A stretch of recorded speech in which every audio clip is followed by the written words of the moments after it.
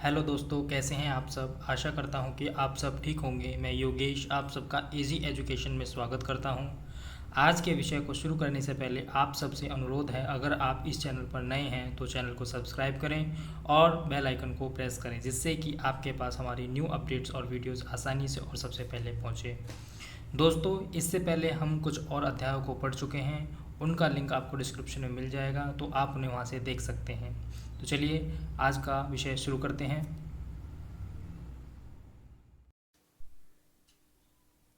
हमारा आज का जो विषय है वो है सरकार क्या है। हम इसमें जानेंगे कि सरकार क्या है और यह हमारे जीवन में कितनी महत्वपूर्ण भूमिका निभाती है। सरकारें क्या करती हैं, वे निर्णय कैसे लेती हैं, अलग अलग तरह की सरकारों जैसे लोकतांत्रिक सरकारों एवं राजनीतिक सरकार के बीच में क्या अंतर है, इन सब चीज़ों के बारे में हम इस अध्याय में जानेंगे। तो चलिए स्टार्ट करते हैं। हर एक देश को एक विभिन्न निर्णय लेने एवं काम करने के लिए सरकार की ज़रूरत होती है। ये निर्णय कई विषयों से संबंधित हो सकते हैं। सड़कें और स्कूल कहाँ बनाए जाएं, बहुत ज़्यादा महंगी हो जाने पर किसी चीज़ के दाम कैसे घटाए जाएं, अथवा बिजली की आपूर्ति को कैसे बढ़ाया जाए।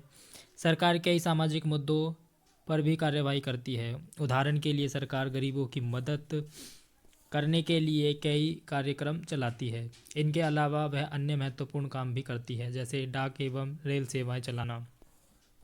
सरकार का काम देश की सीमाओं की सुरक्षा करना और दूसरे देशों से शांतिपूर्ण संबंध बनाए रखना भी है। उसकी जिम्मेदारी यह सुनिश्चित करना है कि देश के सभी नागरिकों को पर्याप्त भोजन और अच्छी स्वास्थ्य सुविधाएं मिलें।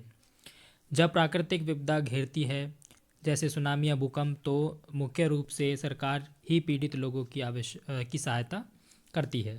अगर कहीं कोई विवाद होता है या कोई अपराध होता है तो लोग न्यायालय जाते हैं। न्यायालय भी सरकार का ही अंग है। शायद आपको यह जानकर अचरज हो रहा होगा कि सरकार इतना सब कुछ कैसे कर पाती है और सरकार के लिए इन कामों को करना क्यों ज़रूरी है। जब लोग इकट्ठे रहते हैं और काम करते हैं तो कुछ हद तक एक व्यवस्था की ज़रूरत होती है, जिससे आवश्यक निर्णय लिए जा सकें। कुछ नियमों की ज़रूरत होती है जो सब पर लागू हो।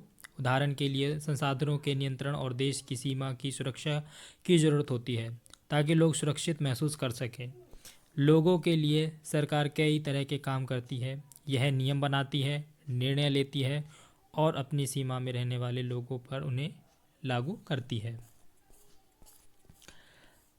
अब हम देखेंगे कि सरकार के स्तर क्या क्या हैं। इसके बारे में हम जानेंगे। अब आपको पता है कि सरकार कितनी सारी अलग अलग चीज़ों के लिए जिम्मेदार है, तो क्या आप सोच सकते हैं कि सरकार ये सारे इंतज़ाम कैसे करती होगी। दरअसल सरकार अलग अलग स्तरों पर काम करती है। स्थानीय स्तर पर, राज्य के स्तर पर एवं राष्ट्रीय स्तर पर। स्थानीय स्तर का मतलब अपने गांव, शहर या मोहल्ले से है। जो राज्य स्तर का मतलब जो पूरे राज्य को ध्यान में रखे, जैसे हरियाणा या असम की सरकार पूरे राज्य में काम करती है। देखिए, मानचित्रों को एक बार देख लीजिए। इसमें मानचित्र दे रखा है, उसमें देखिए, ये हमारा पूरा प्यारा भारत है। ये हमारा प्यारा भारत है। ये यहाँ पर ये स्टेट्स दिए हुए हैं, राज्य दिए हुए हैं। ये उत्तर प्रदेश, मध्य प्रदेश, राजस्थान, ठीक है, ये सारे राज्य दिए हुए हैं। आगे चलते हैं। राष्ट्रीय स्तर की सरकार का संबंध पूरे देश से होता है। इस किताब में आप आगे चलकर पढ़ेंगे कि स्थानीय सरकार कैसे काम करती है, और आगे की कक्षाओं में राज्य एवं राष्ट्रीय स्तर पर सरकार के कामों के बारे में जानेंगे। यह हमारा डिस्ट्रिक्ट लेवल का मैप है, राज्य स्थानीय स्तर का। अब हम देखेंगे सरकार एवं कानून के बारे में, कि सरकार कानून कैसे बनाती है, उसके बारे में थोड़ा सा जानेंगे।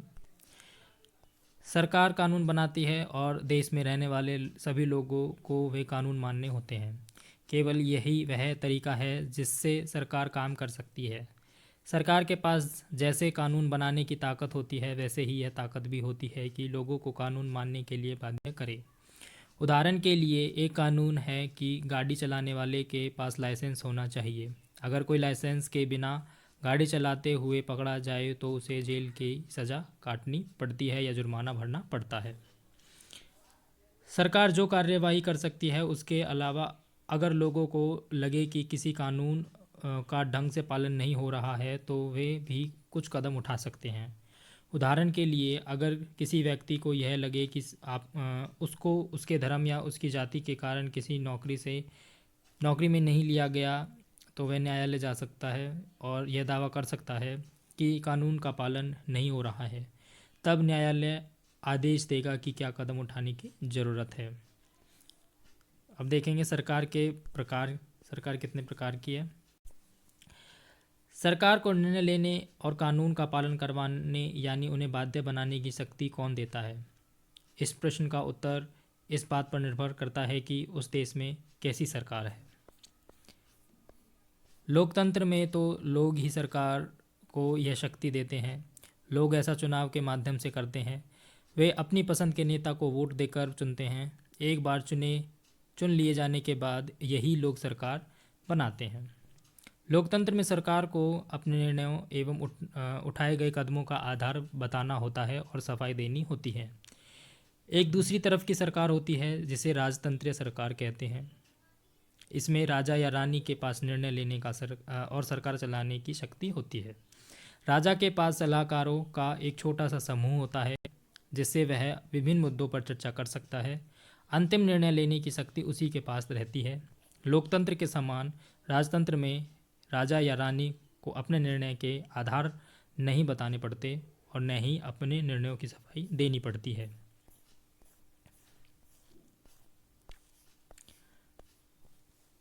अब हम देखेंगे कि लोकतांत्रिक सरकार क्या है। लोकतांत्रिक सरकार के बारे में इसमें हम जानेंगे। भारत एक लोकतंत्र है।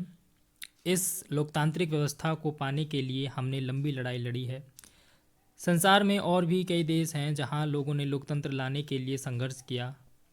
ऊपर बताया जा चुका है कि लोकतंत्र की मुख्य बात यह है कि लोगों के पास अपने नेता को चुनने की शक्ति होती है। इसलिए एक अर्थ में लोकतंत्र लोगों का ही शासन होता है। लोकतंत्र में मूलभूत विचार यह है कि लोग नियमों को बनाने में भागीदार बनकर खुद ही शासन करें। आज के समय में लोकतांत्रिक सरकार को प्राय प्रतिनिधि लोकतंत्र कहते हैं। प्रतिनिधि लोकतंत्र में लोग सीधे भाग नहीं लेते हैं, बल्कि चुनाव की प्रक्रिया के द्वारा अपने प्रतिनिधि को चुनते हैं। वे प्रतिनिधि मिलकर सारी जनता के लिए निर्णय लेते हैं। आजकल कोई भी सरकार अपने आप को तब तक लोकतांत्रिक नहीं कह सकती जब तक वह देश के सभी वयस्क नागरिकों को वोट देने का अधिकार न दे। लेकिन हमेशा ऐसा नहीं था। क्या आप विश्वास कर सकते हैं कि एक समय ऐसा था जब लोकतांत्रिक सरकारें औरतों और गरीबों को चुनाव में भाग नहीं लेने देते थे? अपने शुरुआती दौर में सरकारें केवल उन्हीं पुरुषों को वोट देने देती थी जो पढ़े लिखे थे और उनके पास अपनी संपत्ति होती थी। इसका मतलब था कि औरतों, गरीबों और अशिक्षितों को वोट देने का अधिकार नहीं था। ऐसी स्थिति में देश उन्हें नियमों के सहारे चलते थे जो ये गिने चुने पुरुष बनाते थे। भारत में आज़ादी से पहले बहुत ही कम लोगों को वोट देने का अधिकार था। इसलिए जनता ने संगठित होकर इस अधिकार की मांग की। गांधी जी समेत कई नेताओं ने इस अन्यायपूर्ण व्यवहार का विरोध किया। उन्होंने भी जोर शोर से यह मांग उठाई। 1931 में यंग इंडिया पत्रिका में लिखते हुए गांधी जी ने कहा था, मैं यह विचार सहन नहीं कर सकता कि जिस आदमी के पास संपत्ति है वह वोट दे सकता है, लेकिन वह आदमी जिसके पास चरित्र है पर संपत्ति या शिक्षा नहीं, वह वोट नहीं दे सकता। या जो दिन भर अपना पसीना बहाकर ईमानदारी से काम करता है वह वोट नहीं दे सकता, क्योंकि उसने गरीब आदमी होने का गुनाह किया है। ये था आपका अध्याय सरकार क्या है। इसमें कुछ पैराग्राफ दे रखे हैं, उनको एक बार हम देख लेते हैं। ये पैराग्राफ दे रखा है, लोकतंत्र में लोगों की भागीदारी उन निर्णयों को लेने में महत्वपूर्ण है जो उनको प्रभावित करते हैं। क्या आप इससे सहमत हैं? अपने जवाब के 2 कारण लिखिए। तो आप इस क्वेश्चन का हमें कमेंट में आंसर दे सकते हैं। आपके यहाँ जिस प्रकार की शासन व्यवस्था है, उसके स्थान पर आप कैसी शासन व्यवस्था चाहते हैं और क्यों? नीचे दिए गए कथनों में जो गलतियां हैं उन्हें सुधार कर लिखिए। देखिए, इसमें पहले में राजतंत्र में देश के नागरिकों को अपनी पसंद का नेता चुनने की छूट होती है, नहीं। यह लोकतंत्र में होती है, ठीक है। और दूसरा देखिए, लोकतंत्र में एक राजा के पास देश पर शासन करने की संपूर्ण ताकत होती है, नहीं। लोकतंत्र में सभी नागरिक उसका नेता चुनते हैं।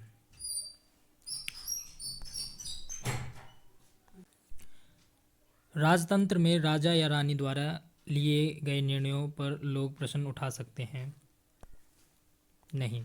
इसमें हम जो राजा रानी द्वारा लिए गए जो निर्णय होते हैं उस पर हम कोई प्रश्न उठा नहीं सकते, उन्हें हमें मानना ही होता है। आगे देख लेते हैं। यहाँ पे एक पैराग्राफ और दे रखा है, इसे और पढ़ लेते हैं। संसार में कहीं भी सरकारों ने स्वेच्छा से अपनी शक्ति लोगों के साथ नहीं बांटी है। पूरे यूरोप और अमेरिका में महिलाओं और गरीबों को सरकार के कार्यों में भागीदारी के लिए संघर्ष करना पड़ा।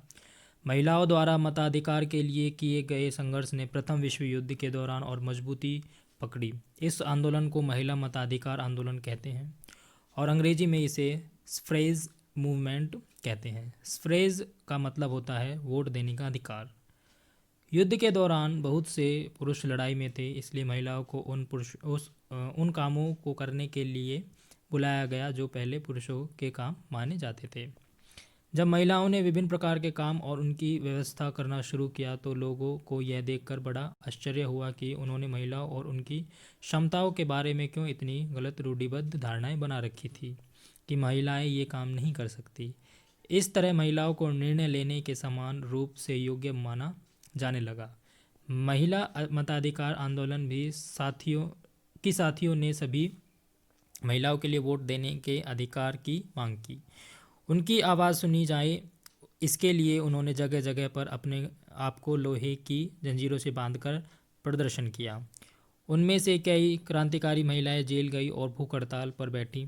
अमेरिका में औरतों को वोट देने का अधिकार 1920 में मिला, जबकि इंग्लैंड की औरतों को यह अधिकार कुछ सालों बाद 1928 में मिला। इसमें और भी चीज़ें दे रखी हैं। पृष्ठ 33 और पृष्ठ 34 पर मानचित्रों को देखिए। वे भारत के राज्यों, केंद्र शासित प्रदेशों और जिलों को दर्शाते हैं। इन मानचित्रों को और विभिन्न अन्य संसाधनों से निम्न जानकारी का पता लगाएं। आप एक बार ये मैप देख लेना। उस जो भी मैंने दिखाया था आपको, 2 मैप थे, उस मैपों में आपको इन प्रश्न के उत्तर ढूंढने हैं। भारत के पड़ोसी देशों के नाम वो देख के बताने हैं आपको। ऐसे आप कमेंट, ये आपके लिए होमवर्क है, आप इसे कमेंट सेक्शन में देख के मुझे बताना।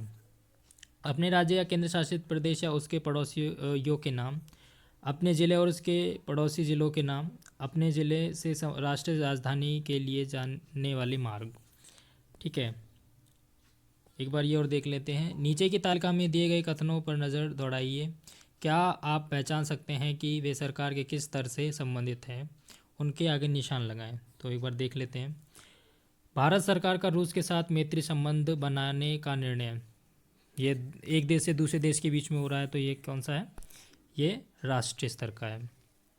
पश्चिम बंगाल सरकार का सारे सरकारी स्कूलों में कक्षा 8 में बोर्ड की परीक्षा लेने का निर्णय, यह एक राज्य स्तर का है, क्योंकि पश्चिम बंगाल की सरकार अपने सारे एक राज्य अपने सारे सरकारी स्कूलों में बोर्ड की परीक्षा लेने का निर्णय ले रहा है। डिब्रूगढ़ और कन्याकुमारी के बीच में नई रेल सेवाएं शुरू करने का निर्णय, यह एक राज्य से रिलेटेड है। गांव में एक सार्वजनिक कुएं के स्थान को चुनने का निर्णय, यह एक सार्वजनिक निर्णय है। पटना में बच्चों के लिए बड़ा सा पार्क बनाने का निर्णय, यह एक राज्य स्तर का निर्णय है। हरियाणा सरकार का सारे किसानों को मुफ्त बिजली देने का निर्णय, यह भी एक राज्य स्तर का निर्णय है। और 1000 रुपये का नया नोट शुरू करने का निर्णय, ये आपका राष्ट्रीय स्तर का निर्णय है। ठीक है, तो ये आपका अध्याय था कि सरकार क्या है। अगर आपको ये वीडियो अच्छी लगी हो तो आप प्लीज़ इसे लाइक शेयर एंड हमारे चैनल को सब्सक्राइब करें। ठीक है, और हम अब मिलते हैं अब आपको अगले वीडियो में। तब तक के लिए good bye and thank you.